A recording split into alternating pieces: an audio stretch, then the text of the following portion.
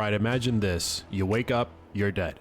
And instead of an afterlife, you get an unpaid internship in monster hunting. Welcome to Towerborne. But here's the thing, most live service games launch with more hype than substance. Towerborne though, it comes out swinging with fast-paced combat, stunning hand-painted visuals, and some of the smoothest animations I've seen in an action RPG. But is it actually worth your time, or is it another wait a year till it's good situation? I've played it, I've fought through waves of enemies, and I've got thoughts. Let's dive into what makes Towerborne an absolute blast, and where it falls short. Alright, let's knock out the lore real quick before we get to the good stuff, the combat. You play as an ace, which sounds great, but really, it just means you died, got resurrected, and now you've got an unpaid internship in monster hunting as I mentioned earlier.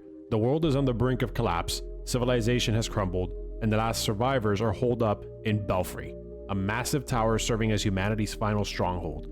It's a great setup for an evolving world, but Towerborne doesn't throw story at you. There's interesting lore sprinkled around, but most of it comes through dialogue boxes and mission briefings rather than cinematic storytelling. If you're looking for deep, emotional storytelling like the Banner Saga, you won't find it here.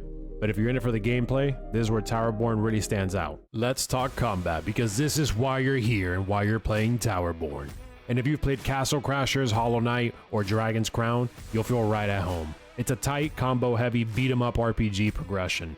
Attacks flow seamlessly, dodging feels precise, and every hit packs a punch. The game gives you 4 distinct combat styles, each playing completely differently. Pyroclast, which is a giant flaming club, because sometimes subtlety is overrated.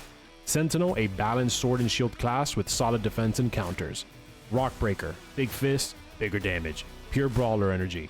Shadow Striker, the dual daggers, fast attacks, teleportation, stealthy and aggressive. When it comes to the enemy AI and difficulty, Towerborne does some things that I really like. It actually makes you think. Instead of mindlessly charging at you, the enemies coordinate. They flank, retreat, and even bait you into traps. And on higher difficulties, they swarm you like they're hopped up on Red Bull and Viagra. The boss fights, they're insanely well designed. They've got attack patterns, environmental hazards, and just enough unpredictability to make every fight feel intense without being unfair. Now let's talk about what'll keep you coming back to the game. Towerborne doesn't have a traditional XP system. Instead, progression is gear-based. Your power comes from finding, upgrading, and customizing your equipment. Think Diablo-style loot.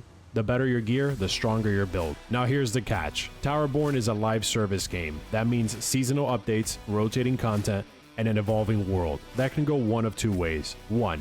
Frequent content updates, fresh challenges, meaningful endgame expansion, or 2. Content drought, recycled events, and slow, uninspired updates. And now to answer your question. Should you play Towerborne? Yes, if you love tight, satisfying combat with RPG elements and a rewarding progression system. But if you're looking for a deep, story-driven experience, you might walk away underwhelmed. Now for $25, which is roughly 36 to 120 eggs, depending on inflation on whether you're shopping at a grocery store or a Dragon's Hoard, you are absolutely getting your money's worth. Expect well over 25 hours of gameplay. And if you catch it on sale, even better.